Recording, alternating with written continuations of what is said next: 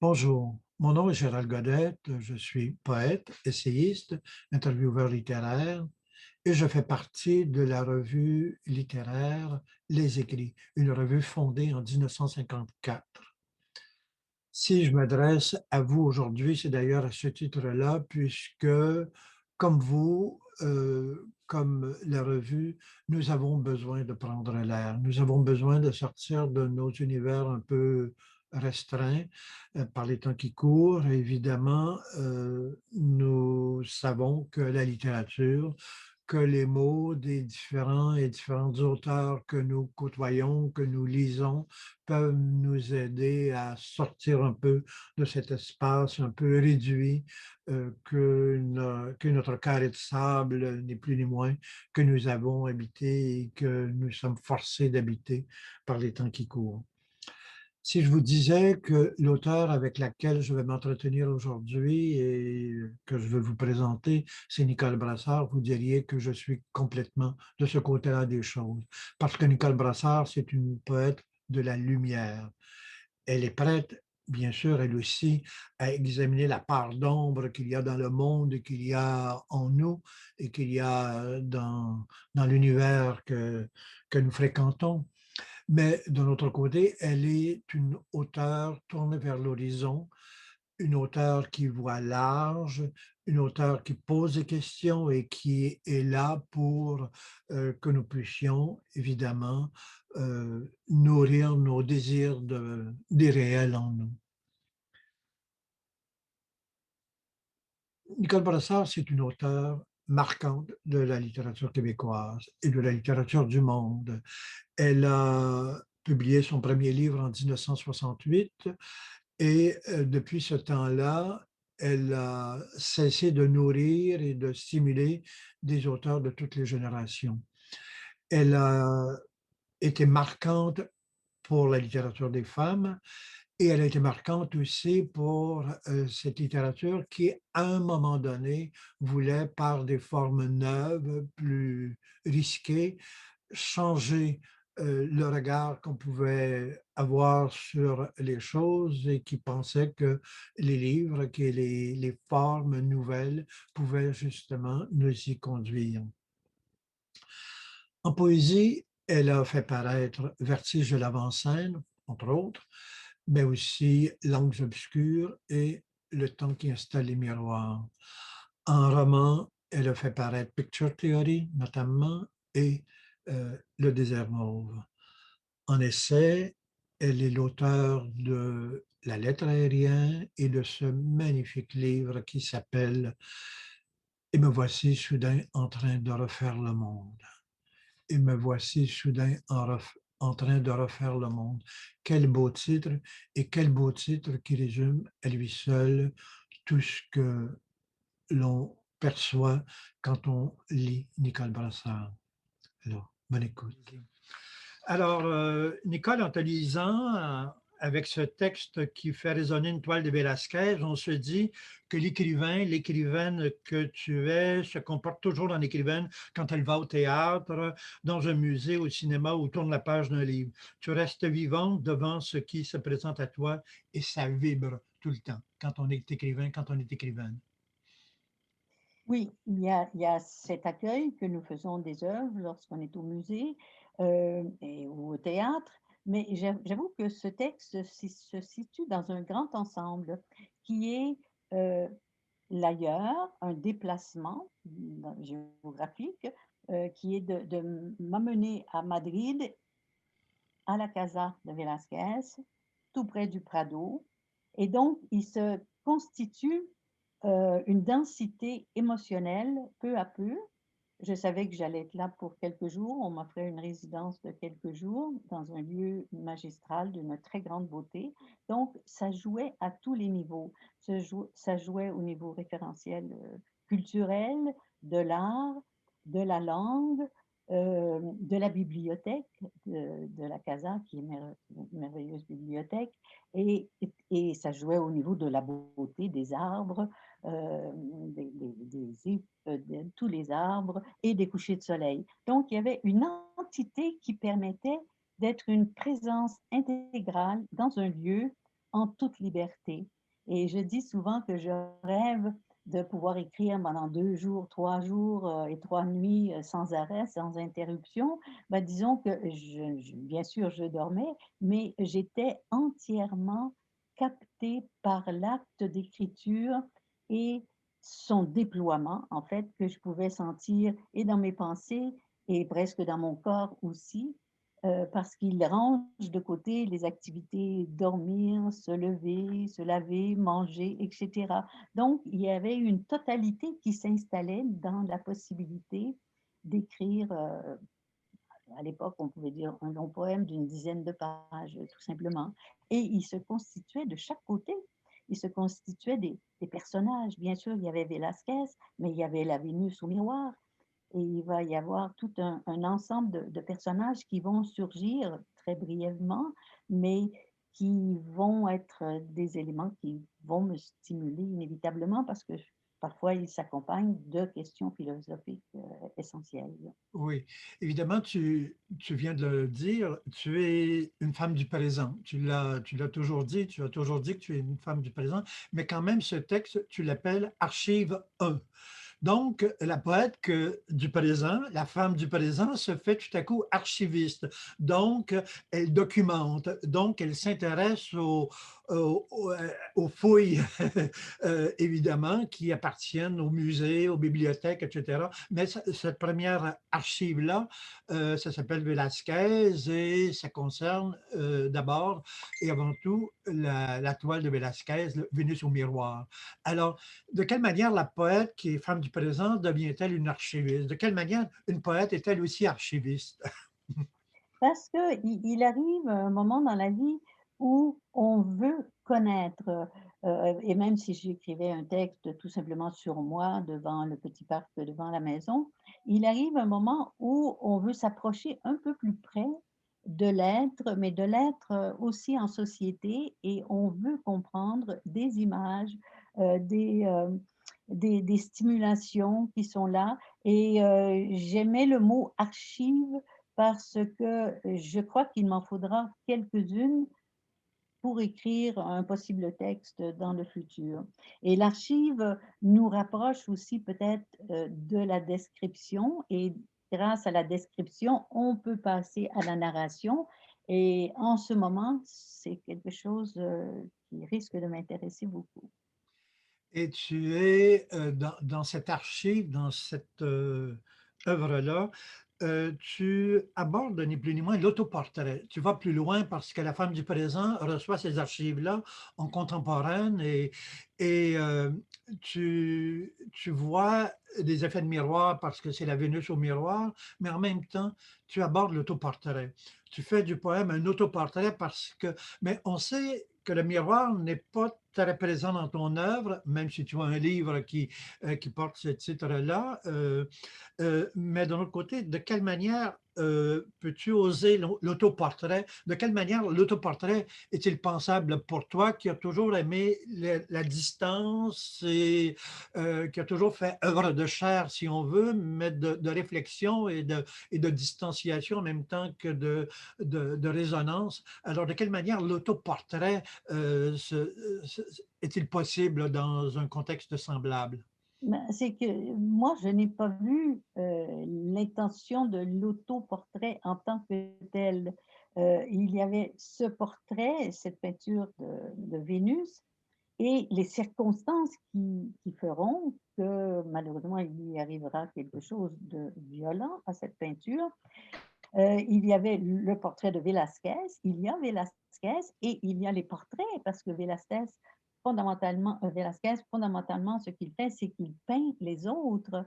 Et tout à l'heure, je vais lire un petit extrait, et il a une envie folle du travail de Rubens, qui est entièrement libre de ses gestes. Lui, il doit poser la juste ligne qui rappellera la joue, le nez, les yeux d'un personnage qu'il doit absolument peindre au service du roi. Donc, c'est entre Velázquez, le monsieur Straight, et Rubens qui s'envoie partout dans son intuition, dans ses capacités, dans l'espace. Il y a ces dimensions-là et il y a la dimension de Vénus. Vénus qui est dans la posture que l'on a voulu être la plus féminine, c'est-à-dire d'une femme nue montrant toutes ses parties, les parties de son corps, mais elle est Vénus au miroir. Et elle a le visage, son visage qui est dans le miroir, et il y a ce petit diable, ce petit ange en fait qui est aussi dans la peinture et qui la déplace la femme dans un cadre mythique. Et donc, il lui donne un espace de liberté quelconque dans une forme de narration. Et c'est tout ça qui se croise et tout ça qui stimule et visuellement, parce que quand j'ai travaillé avec des images, bien sûr, des œuvres de Velázquez, avec la Vénus, il va sans dire. Et j'ai travaillé aussi avec des images, des peintures de 1913 que l'on verra, mais je n'en lirai pas maintenant. Mais donc, il y a plusieurs éléments qui s'agglomèrent autour d'un désir qui est le mien et qui est celui de traduire une partie de la beauté de la Casa de Velázquez, de l'espace, du paysage, de la nature, et qui ressent aussi toute la richesse de la bibliothèque et qui devient une admiratrice de Élie Faure pour son histoire de l'art qui est absolument remarquable. Alors je suis en quelque sorte aiguillonnée de plusieurs angles, à plusieurs endroits, et je suis toujours en état de poésie. L'état de poésie ne me quitte pas pendant ces 4 jours et il a continué par la suite d'œuvrer différemment parce que je crois qu'il avait constitué un noyau, un petit bijou qui était là et qui pouvait travailler, mais il était déjà extrêmement séduisant parce qu'il était composé de différents personnages, il était composé de mon désir, il était composé de l'espace, du temps, il était composé de contemporains avec la citation de Jean-Luc Godard, l'allusion à Louise Le Cavalier, la chorégraphe. Donc, il éclatait de partout en quelque sorte. Oui, d'ailleurs, tu utilises un mot à un moment donné qui est à quelques reprises, le mot incision. L'écrivain, la poète fait des incisions dans une histoire, dans une œuvre d'art. Elle y met sa touche, elle y met ce qui manque, elle y met... Et, dans le fond, tu parles un peu de ton travail d'écrivaine par rapport à celle qui utilise les mots plutôt que les images, même si évidemment les mots peuvent conduire vers des images. Mais toi, tu as fait des incisions, tu as mis des coups de couteau, des coups de pinceau, des coups de crayon dans le fond. Alors, le travail de Velázquez vis-à-vis de Rubens, ou le travail de Francis Bacon vis-à-vis l'œuvre de Velázquez, son innocent, le pape Innocent X, qu'il a retravaillé, si on veut. Alors, tu fais toi aussi des incisions, des coups de crayon dans Oui. l'œuvre. Oui, j'en fais et là je cherche le nom de l'artiste, italien justement qui ne faisait qu'une incision dans sa toile, qui est de toute beauté, qui est parmi, mes préférés, hem et donc c'est un mot qui est là qui est dans le musée de l'os et de l'eau, qui est un recueil qui parle beaucoup de l'œuvre d'art aussi. Il y a toujours la notion d'incision effectivement, qui rappelle le geste de celui qui va faire l'autopsie aussi, l'incision, la précision, la science, et il y a aussi le geste violent qui est celui de détruire, de la destruction. Donc, il y a plusieurs éléments qui s'interpellent en fait simplement avec ce mot-là. Oui. Parce que tu évoques dans ton texte Mary Richardson, qui est une suffragette qui, à un moment donné, s'est présentée au musée et a fait des incisions justement dans la toile de Velázquez. Alors, c'est un moment de violence, c'est un moment de violence à l'égard d'une œuvre qui est célébrée, qui est importante, qui est belle, évidemment, et ce n'est pas sans interpeller la poète que tu es, la femme que tu es, la féministe aussi que tu es. Tout à fait. C'est-à-dire qu'il y a la féministe et il y a l'artiste, parce qu'il y a eu des destructions d'œuvres, par exemple, à Palmyre, Oui. il y a eu la destruction des Bouddhas, et à chaque fois que je lisais cette information-là, j'étais angoissée. Ah, et bien sûr, à côté, il y a des centaines de gens qui mouraient, mais de savoir qu'on avait détruit des œuvres d'art ou des témoignages de la réalité humaine d'une époque, ça me touchait constamment. Et la question reste absolument là, parce que l'intention de la suffragette, c'était d'attirer, premièrement, d'attirer l'attention.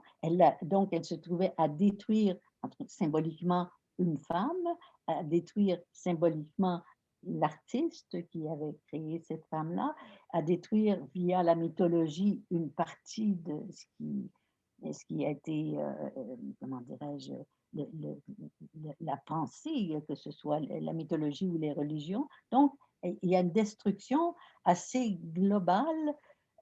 Tout ça, tout ça à la fin pour que les femmes puissent avoir le droit de voter. Et donc, il y a quelque chose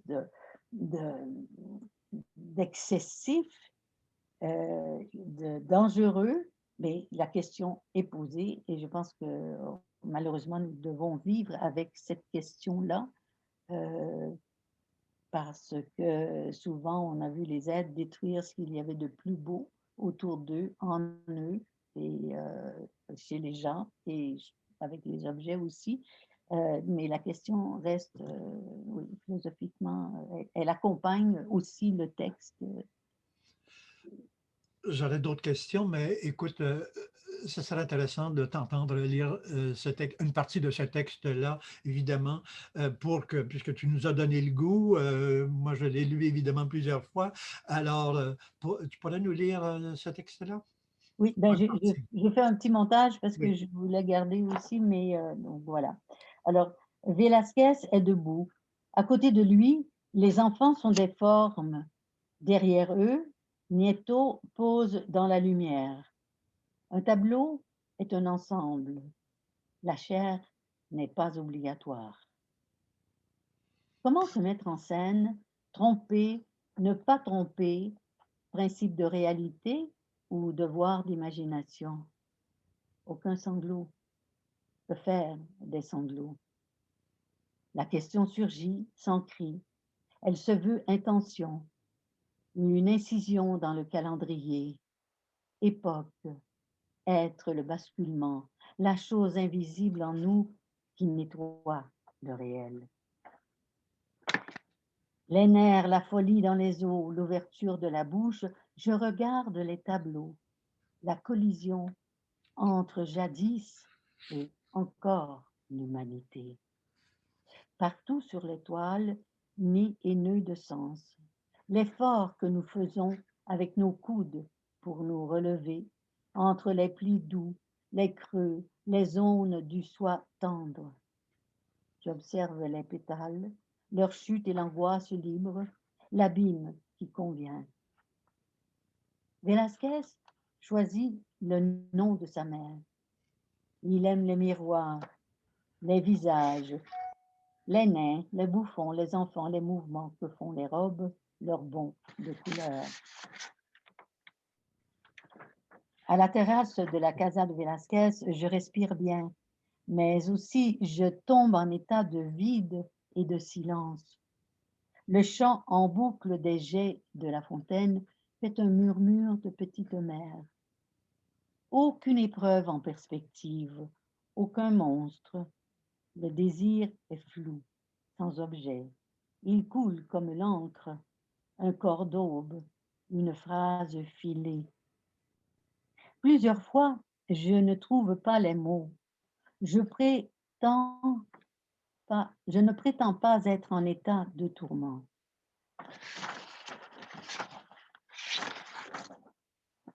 Velázquez, l'homme d'à peine un paysage pour se consoler, que du présent, les visages avec leur expression du moment, tissus, vêtements qui ornent l'être, le genre, surgissent de la pénombre des sentiments. L'homme ne s'envole pas, Il reste droit dans le noir des costumes, les blancs du visage et parfois d'une robe. Il retient son geste afin que la réalité ne s'envole pas. Il sait qu'il ne peut délirer comme Rubens quand la folie de gestes et de muscles s'empare de lui. Cela dure des années, des décennies. Il reste là. Nous sommes maintenant en juillet 2020. Dans la rue, au cinéma, au musée, au théâtre, et même en tournant la page, je garde mes distances en rêvant. Je suis un organisme vivant. La chair est encore obligatoire. Merci, Michael. Euh, Justement, cette dernière phrase-là, je l'avais remarqué, c'est que par rapport à la peinture, qui est évidemment une représentation fixe, évidemment, elle est figée dans le temps, et c'est pour ça qu'elle a une certaine éternité, puisqu'elle vient jusqu'à nous, dans la mesure où on ne la fait pas exploser ou on ne la détruit pas. Mais ce que tu ajoutes à la peinture, ce que la poète en toi ajoute à la peinture, c'est, on pourrait dire, la chair, les vibrations, le vivant. Alors, tu imagines la chair, tu imagines le vivant, tu imagines les odeurs, les parfums, tu imagines la chair de cette femme-là représentée, par exemple. Oui, inévitablement, ça c'était un grand plaisir, mais au tout début, la chair n'est pas obligatoire. Et puis à la toute fin, je reviens quand même sur le contraire. Oui, la chair, elle doit être là. Euh, oui, parce que c'est aussi la matière avec laquelle on travaille. C'est la matière qui est traversée par du sentiment, des frissons, de l'émotion, des caresses, etc. Mais ça reste la matière charnelle. Et c'est important qu'elle soit là dans la mesure où il y a des ouvertures partout sur d'autres œuvres, sur d'autres mondes, d'autres sensations. Et ben, c'est dans ce texte-là, je dirais que et ce qui m'a fasciné, c'est à quel point des petits éléments viennent s'ajouter au plus grand de l'histoire, mais il y a toujours un plaisir à être porté dans l'histoire, par l'histoire, pour moi, bien sûr. J'imagine qu'en temps de guerre, il n'y a pas beaucoup de plaisir à être porté par l'histoire, mais il n'en reste pas moins que les artistes, c'est eux qui continueront de porter les corps de ceux et de celles qui sont disparus à la guerre, en fait. Donc, c'est toutes ces questions qui travaillent en même temps. Voilà. Oui, Toujours habité par la beauté du lieu. oh, ah bah oui, la casa est particulièrement, écoute, c'est une bibliothèque. C'est une bibliothèque. Il y a l'extérieur d'abord qui est c'est très beau, et à l'intérieur, ça rend fou. Quand on aime les livres, comme on aime les livres, d'ailleurs, on voit tous les deux nos bibliothèques, en tout cas une partie de nos bibliothèques. Alors, on aime les livres. Alors, pour l'écrivaine que tu es, être dans cet univers d'archives, de livres et de mémoires, évidemment, c'est absolument fascinant. Ça ne peut pas faire autrement qu'être fascinant. L'écrivain est une bibliothèque. L'écrivain est un archiviste, mais peut être une bibliothèque aussi parce qu'on est fait avec nos lectures. Oui, tout à fait. Ben, c'est-à-dire il y a nous comme écrivains, mais il y a nous aussi en état d'excitation par les livres et par la bibliothèque et par l'histoire et par un certain nombre de personnages, que ce soit des écrivains et des écrivaines, des artistes. Ça vibre constamment si on a le temps, bien sûr. Il y a le 24 heures. Le 24 heures, oui, on dort, mais on se lève, on ne pense qu'à écrire, on mange un peu, on revient écrire, et ça n'a été que ça pendant 5 jours, en fait. Et c'était pour moi la beauté aussi et le plaisir de l'écriture. Alors parfois, on est chez soi et on travaille avec d'autres matières qui sont un peu plus sombres, qui sont un peu plus familières.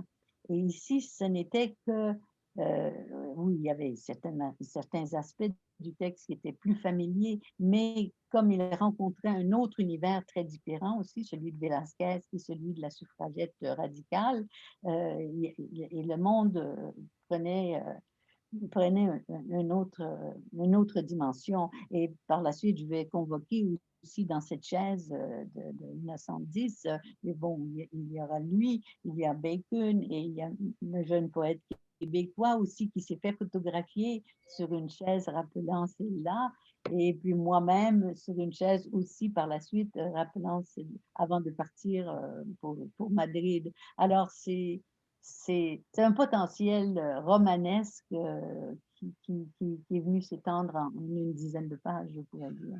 Alors, tu m'as déjà dit que pour toi, le paradis, ce serait être au paradis que de te retrouver dans une grande ville et devant la mer et de pouvoir y écrire évidemment.